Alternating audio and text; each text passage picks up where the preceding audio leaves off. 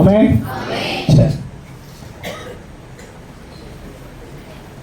இந்த வருஷத்தை எப்படி முடிச்சீங்க?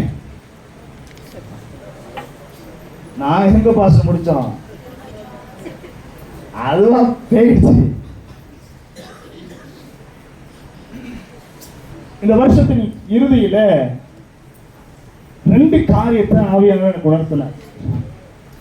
இந்த வருஷத்தை நான் இப்படி முடிச்சிருக்கிறேன்.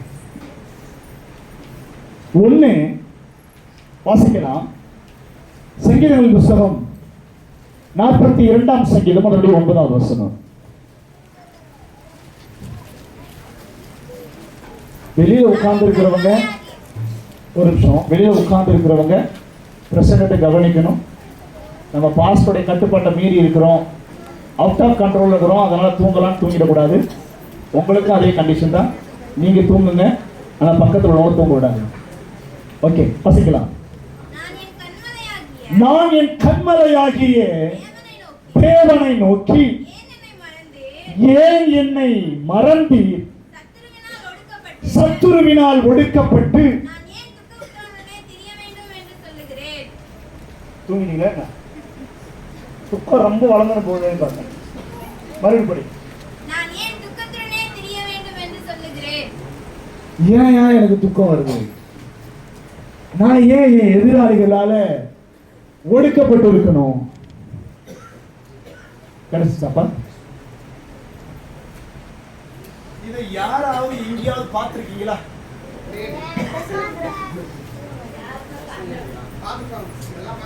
இது பேர் பிளேடு. ஒரு நாள் பவுல் கேட்டார், ஜெபம் பண்ணுகிற போதாவது, தீர்க்க தரிசனம் சொல்லுகிற போதாவது ஸ்திரீயானவள் முக்காரிட்டுக் கொள்ள வேண்டும். அப்படி முக்காரிட்டுக் கொள்ளாவிட்டால் அவள் தலை சிரைக்கப்பட்டது போல் இருக்கும். இதுக்கு அவசியம் வராது நான் நினைக்கிறேன். எப்ப அவசியம் வரும்னா, உங்க முக்காடு சரியா இல்லைன்னா அவசியம் ஏற்படும். எதிரில் மட்டும் கட் பண்ணி விட்டுருவேன். ஏன்னா ஏற்கனவே நிறைய பியூட்டி பார்லருக்கு போய் நிறைய செலவு பண்ணி கட் பண்றீங்க. நான் கொஞ்சம் ஃப்ரீ ஆஃப் காஸ்ட்ல என்ன செய்யறேன், முக்காடிட்டு கொள்ள வேண்டுமானால் முக்காடிட்டு கொள்ள வேண்டும். இதுக்கு அவசியம் ஏற்படணுமா வேணாமான்னு நீங்க தான் என்ன செய்யணும், சகோதரிகள் தான் டிசைட் பண்ணணும். இதுக்கு வேலை கொடுத்துறாதீங்க. கர்த்தர் உங்களை ஆசீர்வதிப்பாரா. சங்கீதக்காரன் கேட்கிறான், என் கண்மலையாகிய கர்த்தாவே ஏன் என்னை மறந்து விட்டு இந்த வருஷத்துல? நான் என் எதிரான மனிதர்களால, எதிரான சூழ்நிலைகளால நான் ஏன் ஒடுக்கப்பட்டு வாழ்ந்திருக்கிறேன்? நான் ஏன் துக்கத்துடன் திரிந்து கொண்டிருக்கிறேன் அப்படின்னு ஒரு கேள்வி கேட்கிறார். இப்படித்தான் இந்த வருஷம் போச்சுன்னு சொல்றவங்க மட்டும் வலது கருத்து உயர்த்து. நான் கேட்ட கேள்வி புரிஞ்சிச்சா?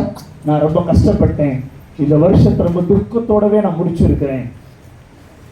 ஓகே, 2வது காரியத்துக்கு போயிடுவோம். 2 தீமோத்தேயு 4ஆம் அதிகாரம் 7வது வசனத்தை ஒருவர் சத்தமாக வாசிக்கலாம். அப்போஸ்தலனாகிய பவுல் தீமோத்தேயுக்கு எழுதின 2வது நிருபம் 4ஆம் அதிகாரம் 7வது வசனம். நல்ல போராட்டத்தை போராடினேன், ஓட்டத்தை முடித்தேன், விசுவாசத்தை காத்துக்கொண்டேன். போதும். 7ஆம் வசனம் அவ்வளவு இருக்கு. நன்றி. இங்க ஒருவர் தன்னுடைய ஓட்டத்தை முடிச்சுட்டு சொன்னாரு, நான் நல்ல போராட்டத்தை போராடினேன். போராட்டம் தான், வருஷம் முழுக்க போராட்டம், வாழ்க்கை முழுக்க போராட்டம். எங்கேயும் நிம்மதி இல்லை, எங்கேயும் நல்ல படுத்து தூங்க முடியல, எங்கேயும் நல்ல சாப்பாடு சாப்பிட முடியல, எங்கேயும் நல்ல வாழ்க்கை நல்ல வசதிகள் கிடைக்கல. போராட்டமாவே ஓடிச்சேன். ஆனா அந்த போராட்டத்தின் முடிவில் ஒரு விஷயத்தை சொல்றாரு, என் ஓட்டத்தை நான் முடித்திருக்கிறேன். எனக்கென்று ஒரு ஓட்டத்தை கடவுள் வைத்திருந்தார், அந்த ஓட்டத்தை முடித்திருக்கிறேன். முடிக்கும் பொழுது அவர் சொல்லுகிறார், என் விசுவாசத்தை நான் காத்துக்கொண்டேன். ஆமென். அல்லேலூயா, அல்லேலூயா. இந்த வசனம் நான் தான் அப்படின்ற வலது கருத்தை உயர்த்தினாங்க. நல்ல போராட்டத்தை போராடுமே. இந்த வருஷத்துல எனக்கு என்ன சொன்னாரோ அதை கம்ப்ளீட் பண்ணிட்டேன். ஆமே. நான் போன வாரம் வழுதாவூர்ல பிரசங்கம் பண்ணும்போது ஒரு விஷயத்த சொல்லி முடிச்சேன். ஆலோசனை சொல்லும் போது சொன்னேன், இந்த அடுத்து வரப்போற நாட்களை உங்க பிரசங்க டைரியோடு செலவழியுங்கள். நீங்க கேட்ட பிரசங்கத்துல எதையெல்லாம் இன்னும் நீங்கள் கை கொள்ள கீழ்ப்படியவில்லை என்பதை குறிப்பிடுங்கள். செஞ்சிருப்பீங்க நான் நம்புறேன். எத்தனை பேர் சொல்ல முடியும், நான் என் விசுவாசத்தை காத்துக்கொண்டேன் என்று? இந்த விசுவாசம் என்ற வார்த்தைக்கு அழகா சொல்றார் ஆவியானவர், உண்மையை காத்துக்கொண்டேன். காத்துட்டோமா?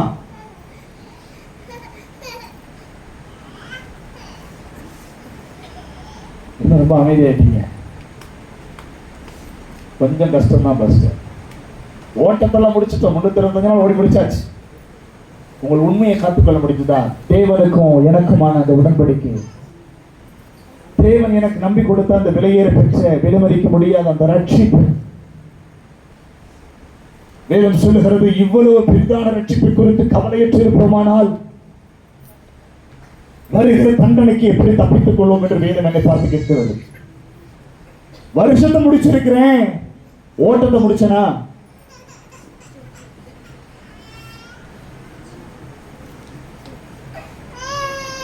முந்த நாள் ஒரு இரவு ஜபத்துக்கு போயிட்டு திரும்ப வரும் பொழுது இந்த வருஷத்துல நான் பிரயாணம் பண்ண தூரங்களை கணக்கிட்டு பார்த்தேன். கடந்த ஒரு வருஷத்துல மட்டும் பிரயாணம் பண்ண தூரங்களை கணக்கிட்டு பார்த்தேன். சுமார் 1,13,000 கிலோமீட்டர்கள் பயணம் செய்ய கர்த்தர் கிருபை செய்திருக்கிறார்.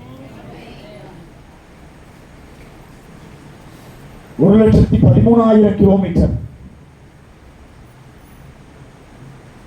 இந்தியாவின் சில மாநிலங்கள், தமிழகத்தை பலமுறை சுற்றி வர தேவன் கிருபை செய்திருக்கிறார். ஆமென். ஆனா நான் என்ன பார்த்து ஆண்டவர் கேட்டாரு, வருஷத்தை முடிச்சியப்பா, வருஷத்தை முடிச்சியே, உனக்கு கொடுத்த ஓட்டத்தை முடிச்சியா? தேவன் ஒவ்வொரு வருடத்திற்கும், ஒவ்வொரு நாளுக்கும், ஒவ்வொரு 24 மணி நேரத்திற்கும் ஒரு லக்கை தேவன் நமக்கு வைத்திருக்கிறார். ஒவ்வொரு வாரத்தின் முதலாம் நாள் காலையில நீ ஆலயத்துக்கு வருகிற பொழுது அடுத்த வாரத்துக்கான ஸ்கிரிப்டரை கையில கொடுக்கிறார் ஆண்டவர். அடுத்த ஒரு வாரத்துக்கான வேலையை கடவுள் கொடுக்கிறார். அடுத்த ஒரு வாரத்தில் முடிக்க வேண்டிய வேலையை கர்த்தர் வாக்குத்தத்த ஆராதனை கொடுத்தாரே, என் ஓட்டத்தின் வாழ்நாட்கள் முடித்து நான் ஓட்டத்தை ஆண்டவனுக்கு வச்ச லக்க முடிச்சிருக்கிறேனா? ஆனா பவுல் சொல்லுகிறார், நான் ஓட்டத்தை முடித்தேன், என் உண்மையை காத்துக்கொண்டேன். ஆமென், ஆமென். எந்த சூழ்நிலையும் அவர் அன்பி நின்று என்னை பிரிக்காது. எந்த சூழ்நிலையும்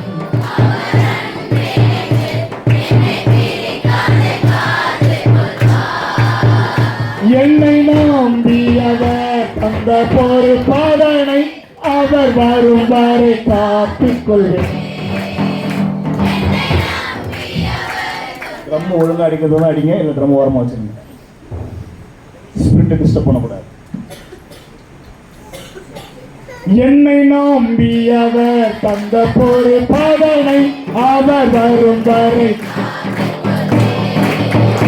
என்னை நம்பி அவர் தந்த பொறுப்பாதனை அவர் வரும் வரை காத்துக்கொள்வேன். ஆனந்தமே இது மாபெரும் பாக்கியமே. ஆனந்தமே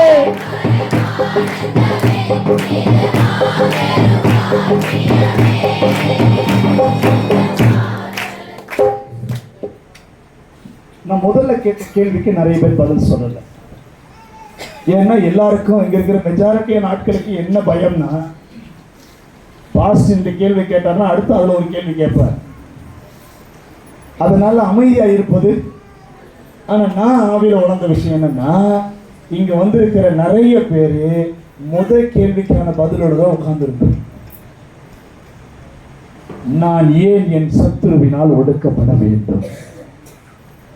ஆண்டவர் இந்த வருஷத்துல நான் மறந்துட்டாரோ, நிறைய அழுதுட்டேன், நிறைய பிரச்சனைகளை மாற்றிட்டேன்.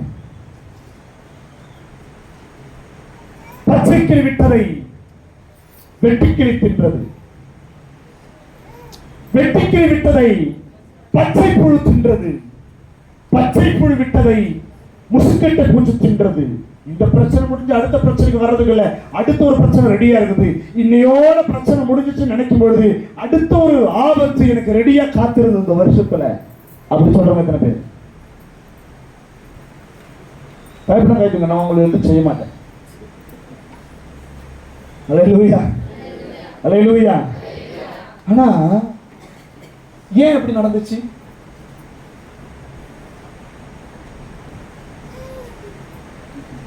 ரெண்டு பேரோ அல்லது 3 பேரோ தான் இந்த வருஷத்துக்கான வாக்கு தத்துவத்தை சொல்லி சாட்சி சொன்னாங்க. தேவன் தாமே கண்ணீர் யாவையும் துடைப்பார். அவர் சொல்லியும் செய்யாம இருப்பாரா? பக்கத்துல பார்த்து கேளுங்க, ஆண்டவர் சொல்லியும் செய்யாம இருப்பாரா? என்ன சொல்றாங்க? எனக்கு கேளுங்க, அவங்ககிட்ட கேளுங்க. அவங்ககிட்ட சொன்ன இல்ல, கேட்டீங்கல்ல? ஆண்டவர் சொன்னார்னா செய்யாம இருப்பாரா? இருப்பாரா? இருக்க மாட்டாரா? இருக்க மாட்டார். அவர் சொன்னானே செய்வாரு, செய்வார். ஆமென். ஆதியாகமத்தின் புத்தகம் 28ஆம் அதிகாரம் 15ஆம் வசனம் சொல்லுகிறது, நான் உனக்கு சொன்னதை செய்யும் அளவும் உன்னை கைவிடுவது இல்லை என்று யாக்கோபுக்கு வாக்கு பண்ண கர்த்தர் போகிற பொழுது கோலும் தடியுமாக புறப்பட்டு சென்று யாக்கோபை திரும்பி வருகிற பொழுது சொல்ல வைத்தார். நான் கோலும் தடியுமாக புறப்பட்டு யாக்கோபுக்கு நதிக்கரை கடந்து போனேன், இப்பொழுது திரும்ப வருகிறேன். இப்பொழுதோ இவ்விரண்டு பரிவாரங்களுக்கும் தகப்பனாக திரும்ப வருகிறேன். ஹல்லேலூயா. ஆண்டவர் சொன்னார் செய்வார். அப்படி செய்யலன்னா ஏதோ ஒரு பிரச்சனை. ஆமென். ஹல்லேலூயா. ஒருவேளை இந்த வருஷத்துல எனக்கு அற்புதம் நடக்கல, இந்த வாக்குத்தத்தம் நிறைவேறல அப்படின்னு ஒருவேளை உங்களுக்கு யாருக்காச்சும் சந்தேகம் இருந்துச்சுன்னா 3 காரியத்தை கர்த்தர் சொல்ல சொன்னார். சொல்லி முடிச்சுட்டு நம்ம புது வருஷத்துல போயிடலாம். 1வது காரியம், 1 சாமுவேல் 12ஆம் அதிகாரம் 9ஆம் வசனம். 2 சாமுவேல் 12ஆம் அதிகாரம் 2 சாமுவேல் 12ஆம் அதிகாரம் 9ஆம் வசனம்.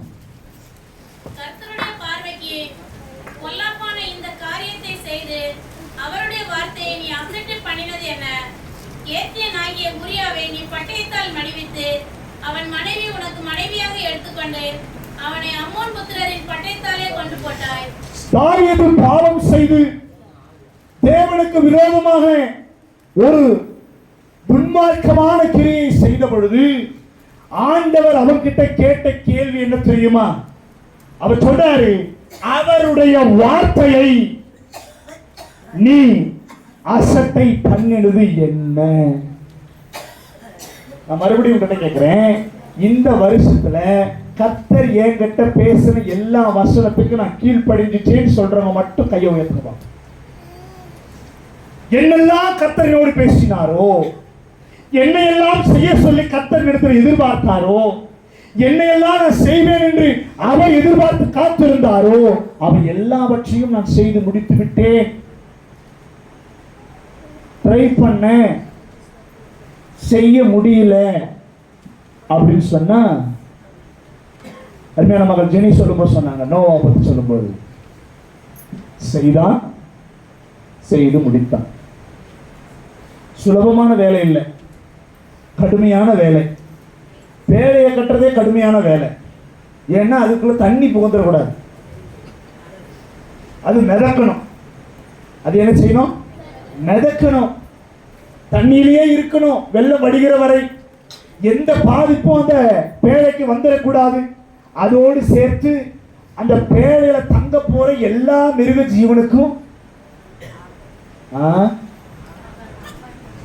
நாங்க நிறைய வீட்டுல நிறைய சண்டை எதில் வருதுன்னா, ஒண்ணு சோத்துல வரும், இல்லைன்னா சோத்தால வரும். நிறைய கணவன் மனைவி அன்பா சிங்க மாதிரி மாறுறது எங்கன்னா உப்பு இல்லாத குழம்பு வைக்கும் போது. ஏன்னா இவருக்கு உப்பு பார்த்து ரெடியா கொண்டு ஊத்துறோம். அது உப்பு கொஞ்சம் உப்பு பார்த்து என்ன குறைஞ்சு போயிடுச்சு, உப்பு தானே குறைஞ்சிடுச்சு, கொஞ்சம் போட்டா சரியா எடுப்போம்.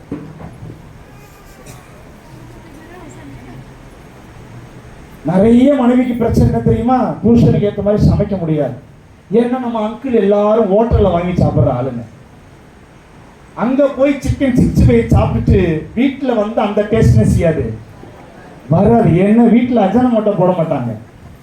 அங்க அஜினமோட்டோ சேர்த்ததுனால கொஞ்சம் டேஸ்ட்னஸ் செய்யும், கூடுதலா இருக்கும். அந்த டேஸ்ட்னஸ் செய்யாது, ஆளுக்கு ஏற்ற மாதிரி சமைக்க முடியாது.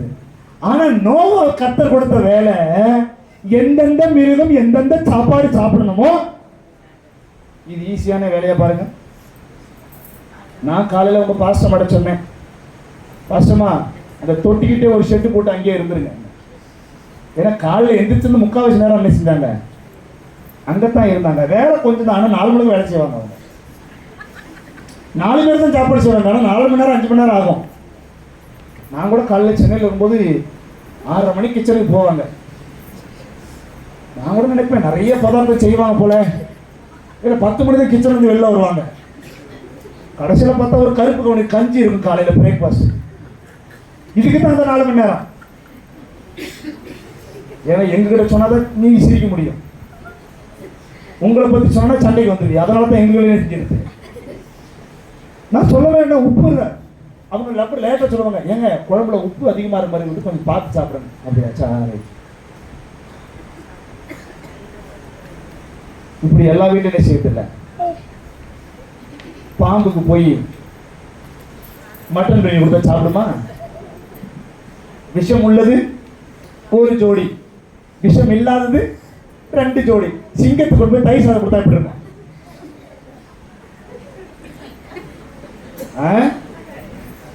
என்ன பண்ணும்? சிங்கத்துக்கு என்ன கொடுக்கணும்? இப்பெல்லாம் நீங்க என்ன ஃப்ரிட்ஜ் யூஸ் பண்றீங்க? முதல்ல ஃப்ரிட்ஜை உருவாக்குனதே நோவா தான். ஏன்னா 1 வருஷத்துக்கு தேவையான சாப்பாடு உள்ள கெட்டு போகாம வச்சிருக்கணும் இல்ல? நம்ம தானேங்க. ஏ அம்மா பெரிய ஆள் பாரு, அப்ப எவ்வளவு சாப்பாடு பதப்படுத்தி இருப்பான் அவன். ஈஸியான வேலையா? ராத்திரி சாம்பார் வச்சு காலைல எடுத்து பார்த்தோம்னா தெய்வீக வாசனை வருது. ஆனா 1 வருஷம் சிங்கத்துக்கு சாப்பாடு கொடுக்கணும், புலிக்கு சாப்பாடு கொடுக்கணும், கரடிக்கு சாப்பாடு கொடுக்கணும். இது லேஸ்பட்ட வேலையா? ஆனா அவன் செய்தான். ஏன் தெரியுமா? அதை சொன்னது கர்த்தர். அதை சொன்னது கர்த்தர். ஆயத்தப்படுத்தும் சொன்னவர் கர்த்தர். இதையெல்லாம் செய்யும் சொன்னவர் கர்த்தர். அதனால அவன் செய்து முடித்தான். ஏன்னா அவன் தேவனுடைய வார்த்தையை அசட்டை பண்ணவில்லை. இப்போ எங்க செல்ல பிள்ளைங்கலாம் வந்தாங்க. 6வது ஆரம்பத்துக்கு கூட கொஞ்சம் ஒரு விஐபிலாம் எனக்கு வந்து மீட் பண்ணாங்க. சோத்திர பாஸ்டர் சொல்லிட்டு, பாஸ்டர் நாங்கள் இன்னைக்கு வந்து சோத்திர பாஸ்டர், நீங்கள் வந்து பாஸ்டர், சோத்திர பாஸ்டர் இன்னைக்கு வந்து பாஸ்டர் சொல்லுங்க, என்ன சொல்ல போறீங்க சொல்லுங்க. பாஸ்டர் அது வந்து பாஸ்டர், அது வந்து பாஸ்டர் அட்டவணை பாஸ்டர். சரி அட்டவணை அது வந்து நாங்கள் கொஞ்சம் சொல்ல முடியாத கண்டிஷன் வரோம் பாஸ்டர். ஏன் இவங்க 26 புக்கு படிக்க முடியாது? 26 புக்கு அதுக்கு அவங்க அப்பா ரெக்கமெண்டேஷன் ஐக்கிறாங்க பாஸ்டர், அவளை விட்டுருங்க பாஸ்டர். சரி ஐக்கினாலும் பரவாயில்ல விட்டுருவோம். ஏன்னா அது என்னது கஷ்டம். வசனம் படிக்க சொல்லுங்க, 78 சங்கீதம் படிக்க சொல்லுங்க. அப்பா சொல்லப்பா. ஏன் ஹலோ, ஏன் அற்புதம் நடக்கல தெரியுமா? இது மனுஷன் சொன்ன வார்த்தை இல்ல, கர்த்தர் உங்களுக்கும் எனக்கும் சொன்னது. சொன்னதை மீறி கர்த்தருடைய வார்த்தையை நான் அசட்டை பண்ணுகிற பொழுது என் வம்சம் அழியும் என்பதை மறந்து போக வேண்டாம். தாவீதுக்கும் பத்சேபாளுக்கும் பிறந்த முதல் பிள்ளை மரித்து போனது. ஏன்? இந்த தாவீது இருதயத்துக்கு ஏற்றவன் தான். ஆண்டவருக்காக ஆலயத்தை கட்ட ஆசைப்பட்டவன் தான். தாவீது நாட்களில் யூதேயாவும் இஸ்ரவேலும் ஒருங்கிணைந்த இஸ்ரவேல் தேசத்தை கட்டி ஆண்டவன் தான். அவன் வேண்டிக் கொண்டதெல்லாம் கர்த்தர் கொடுத்தார் தான். ஆனா அவன் கர்த்தருடைய வார்த்தை அசட்டை பண்ணுகிற பொழுது கர்த்தர் பிள்ளையை கொன்று விட்டார். என்னை கேட்கிற அன்பு சபையாரே, உங்களுக்கும் எனக்கும் கர்த்தர் எச்சரித்து சொல்லுகிறார், நான் சொன்னதை நீ அசட்டை பண்ணி இருக்கிறாய். மோசேயோட கர்த்தர் சொல்லுகிறார், நாளை காலை விடுகிற பொழுது நீ சீனாய் மலையில எனக்கு முன்னாடி வந்து நிக்கணும். ராத்திரில பேசுறாரு. அப்பவே பயணத்தை துவங்கிட்டான். ஏன்னா அவன் கர்த்தருடைய வார்த்தையை கனப்படுத்துகிறவன். அவர் சொல்றாரு, கண்மலை மேல வந்து நில்லுனா வந்து நிப்பா எலியா. அந்த நின்னதுனால தான் எலியாவின் வார்த்தையை கேட்டு வானத்திலிருந்து கர்த்தர் அக்கினி அனுப்பினார். அல்லேலூயா. உங்களையும் என்னையும் கர்த்தர் அழைச்சது, தெரிந்து கொண்டது, இன்னை வரைக்கும் வச்சிருக்கிறது எது தெரியுமா? அவர் சொல்ற வார்த்தையை செய்யறதுக்கு. பக்கத்துல பார்த்து சொல்லுங்க, பிள்ளைகளே, உங்கள் பெற்றோருக்கு கர்த்தருக்குள் கீழ்ப்படியுங்கள். கீழ்ப்படிந்து வாழ்வாரே வாழ்வார், கீழ்ப்படியாதவர் அக்கினியும் கந்தகம் எரிகிற கடலிலே பங்கடைவார். நான் பைபிள் காலேஜில் படிக்கும்போது இது திருக்குறள், இது நான் தான் எழுதினேன். கீழ்ப்படிந்து வாழ்வாரே வாழ்வார், கீழ்ப்படியாதவர் 119 எழுதி சாகவே சாவார் அப்படின்னு. எங்க பைபிள் காலேஜில் எல்லாத்துக்கும் பனிஷ்மெண்ட் எதுன்னா சங்கீதம் 119 எழுதணும். 5 முறை 10 முறை எழுதி கொடுக்கணும். அடுத்த நாள் சேப்பலுக்கு போறதுக்குள்ள பனிஷ்மெண்ட் வாங்குறவன் தொலைஞ்சான். ஹலோ, ஒரு வருஷத்தை நான் கண்ணீரோட முடிச்சுட்டேன். எனக்கு பிரச்சனை இருந்துச்சு, பாடு இருந்துச்சுன்னா உன்னை இதெல்லாம் செய்ய சொல்லி கர்த்தர் பேசினார்ல ஞாயிற்றுக்கிழமை மதிச்சோமா, அதை சீர்தூக்கி பார்த்தோமா, எத்தனை முறை வசனத்துக்கு ஒப்பு கொடுத்து அழுது ஜெபம் பண்ணோம், எத்தனை முறை கர்த்தருடைய வார்த்தையை உதாசீனப்படுத்தி கடந்து போனோம், செய்யாதுன்னு சொன்ன எத்தனை விஷயத்தை மீறி செய்திருக்கிறோம், செய்யும் இந்த வருஷத்தை கேட்டுக்கொண்ட எத்தனை காரியத்தை செய்யாமல் முடித்துக்கு வந்திருக்கிறோம். ஏன் வாக்குத்தத்தம் நிறைவேறல, ஏன் துக்கத்தோடு திரிகிறேன், ஏன் என் எதிராளிகள் எனக்கு எதிராக எழுந்து வர்றாங்க அப்படின்னு சொல்லி சொன்னா,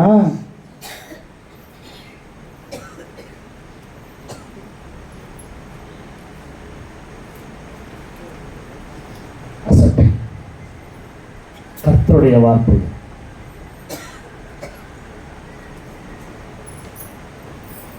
வேதம் சொல்லுகிறது, அவர் எல்லாவற்றையும் பார்க்கிறோம், அவர் வசனத்தை அதிக பிரஸ்தாபமாக்கி இருக்கிறார். அவர் சொல்ல ஆகும், அவர் கட்டளையிட நிற்கும். அந்த வார்த்தையை அசட்டை பண்ணதனுடைய விளைவு நான் துக்கத்துடனே தெரிகிறேன். ஏன் எனக்கு வெளிப்படுத்துற விசேஷம் 7ஆம் அதிகாரம் 17ஆம் வசனம், தேவன் தாமே கண்ணீர் யாவையும் துடைப்பார்ன்ற வசனம் ஏன் எனக்கு நிறைவேறலனா, இந்த கண்ணீர் துடைக்கப்படுவதற்காகத்தான் கர்த்தர் வருஷம் முழுவதும் பேசியிருக்கிறார். இந்த வருஷம் முழுக்க எப்பெல்லாம் வாய்ப்பு கிடைக்கிறதோ அப்பெல்லாம் கர்த்தர் என்னோட ஏன் பேசுறாருன்னா, உன்னுடைய என்னுடைய கண்ணீர் துடைப்பதற்காக. ஆமென். இரண்டாவது காரணம் வாசிக்கலாம். 1 கொரிந்தியர் 15ஆம் அதிகாரம் 2வது வசனம். நான் உங்களுக்கு பிரசங்கித்த பிரகாரமாய் நீங்கள் அதை கைக்கொண்டிருந்தால் அதனாலே நீங்கள் ரட்சிக்கப்படுவீர்கள். மற்றபடி உங்கள் விசுவாசம் விருதாவா இருக்குமே. வசனம் எல்லாருக்கும் புரிஞ்சிருக்கும்னு நினைக்கிறேன். எப்படி கை கொள்ளலையா? இப்பெல்லாம் முன்னாடி எல்லாம் பாஸ்டரையா சொல்றதுதான் யாரு கேட்பா? விசுவாசி கேட்பாங்க. இப்ப விசுவாசி சொல்றதுதான் பாஸ்டர் கேட்கணும். இன்னைக்கு உங்க வீட்டுக்கு வரட்டுமா? இல்ல பாஸ்டர் நான் ரொம்ப பிஸியா இருக்கேன் பாஸ்டர், வேற ஒரு நாள் வாங்க pastor. Today I am very busy. Hello, நான் இத்தனை வருஷம் ஊழிய அனுபவத்துல கர்த்தர் சொல்லாம ஒரு வீட்டுப்படியும் ஏறது கிடையாது. நீங்களா கூப்பிடாம உங்க வீட்டு வாசப்படியை நான் மிதிச்சதே கிடையாது. நீங்க உடம்பு முடியாம இருந்தா, ஆபத்துல இருந்தா நானா வருவேன். நல்லா இருக்கும் போது, நீ நல்லா சாப்பிடும் போது, உன் கையில் நல்ல காசு இருக்கும் போது, செல்வ செழிப்பா இருக்கும் போது, எக்காரணம் கொண்டும் உன் வீட்டு வாசப்படி கூட நான் வந்திருக்க மாட்டேன். ஏன்னா அது என்னுடைய ஊழியம் அல்ல, அது என்னுடைய ஊழியம் அல்ல. நான் வரும்பொழுதெல்லாம் வார்த்தையை கொண்டு வருவேன். அந்த வார்த்தை எதுக்கு தெரியுமா? கண்ணீர் யாவையும் துடைப்பதற்காக. பவுல் சொல்றாரு, நான் உங்களுக்கு பிரசங்கித்த பிரகாரமாக நீங்கள் அதை கை கொண்டிருந்தால் வாக்குத்தத்தம் உங்களுக்கு நிறைவேறி இருக்கும். Why it happened to me? Because I didn't follow the command of God. நான் தேவனுடைய கட்டளையை பின்பற்றவில்லை. அவர் என்ன சொன்னாரோ. யோவான் சுவிசேஷம் 2ஆம் அதிகாரத்திலே இயேசுவும் அவருடைய சீஷரும் தாயாரும் கல்யாணத்துக்கு அழைக்கப்பட்டிருந்தார்கள். எங்க அழைக்கப்பட்டிருந்தாங்க? கல்யாணத்துக்கு அழைக்கப்பட்டிருந்தார்கள். மரியா திடீர்னு ஓடி வருகிறார்கள். ஆண்டவரே, இவர்களுக்கு திராட்சரசம் இல்லை என்று சொல்லுகிறார்கள். ஆண்டவர் சொல்லுகிறார், ஸ்திரீயே, உனக்கும் எனக்கும் என்ன, என் வேலை இன்னும் வரவில்லை. அந்த அம்மா திரும்ப போகும்போது சொன்னாங்க, அவர் உங்களுக்கு என்ன சொல்லுகிறாரோ அதுபடி செய்யுங்கள், தண்ணீர் திராட்சரசமாய் மாறும். இந்த வருஷம் அவர் சொல்றபடி செய்யிருந்தா பார்க்கிற பார்வைக்கு தண்ணீரா இருந்திருக்கும். அதே வேலை, அதே சம்பளம், அதே இடத்துல. ஆனா உங்க வீட்டுல ஆசீர்வாதம் வைக்க கத்த நல்லவராக இருந்தார். அது பெருகும். ஏன்னா வேதம் அப்படித்தான் சொல்லுகிறது. 128ஆம் சங்கீதம் 2ஆம் வசனம் சொல்லுகிறது, நீ உன் கைகளின் பிரயாசத்தை நீ சாப்பிடுவாய், அவைகள் உனக்கு பாக்கியமும். என் சம்பளம், நிறைய பேருக்கு சம்பளம் தரித்திரத்தை உண்டாக்கி இருக்குது. நிறைய பேருக்கு சம்பளம் சாபமா மாறி இருக்கு. நிறைய பேருக்கு சம்பளம் நஷ்டமா மாறி இருக்கு. ஏன் தெரியுமா? தண்ணீரை எடுத்து ஊத்துனா தண்ணீரை மட்டும் ஊத்தணும். நம்ம ஆளுங்க என்ன பண்ணிருப்பாங்க? நான் சின்ன பையனா இருக்கும்போது எங்க சர்ச்சில் பரிமாறுற வேலை எங்க வேலை. நிறைய வருஷம் சாப்பாடு சமைச்சிருக்கேன். என்ன பண்ணுவோம்னா, சாம்பார் குறையிற மாதிரி இருந்தா ரசத்தை எடுத்து சாம்பார்ல ஊத்திக்குவோம். ரசம் கம்மியாயிடும் நிலைமை வரும்பொழுது சுடுதண்ணி வைக்க சொல்லிடுவோம். சுடுதண்ணி தூக்கி ரசத்துல ஊத்தி செஞ்சிருவோம். மேட்ச் பண்றது. என்ன பண்றது? மேட்ச் பண்றது. ஆனா இந்த வேலைக்காரர்கள் எதையும் மேட்ச் பண்ணல. தண்ணீரை மட்டும்தான் ஊற்றினார்கள். தண்ணீரை ஊத்துறது தான் ஏன் வேலை.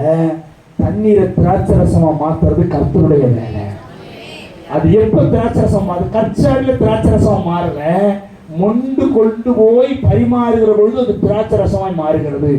When your faith with action, எப்பொழுது உன் விசுவாசம் செயல்பாட்டுக்குள்ளே வருகிறதோ அப்பொழுது அந்த பிரசங்கித்த பிரகாரமாகவே நீங்கள் கேட்டிருந்தால், நீங்கள் அதை கை கொண்டிருந்தால், நீங்களும் நானும் ரட்சிக்கப்பட்டிருப்போம்.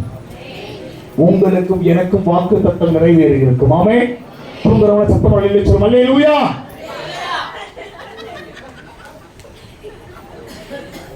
மூணாவது காரியம், வெளிப்படுத்தின விசேஷம் 2ஆம் அதிகாரம் 2, 3, 4. சத்தமா படிங்க. உன் கிரியைகளையும் உன் பிரயாசத்தையும் உன் பொறுமையையும் நீ பொல்லாதவர்களே சகிக்க கூடாமல் இருக்கிறதையும் அப்போஸ்தலர் அல்லாதவர்கள் தங்களை அப்போஸ்தலர் என்று சொல்லுகிறதை நீ சோதித்து அவர்களை பொய்யர் என்று கண்டறிந்ததையும் நீ சகித்துக் கொண்டிருக்கிறதையும் பொறுமையாய் இருக்கிறதையும் என் நாமத்தின் நிமித்தம் இளைப்படையாமல் பிரயாசப்பட்டதையும் அறிந்திருக்கிறேன். ஆனாலும்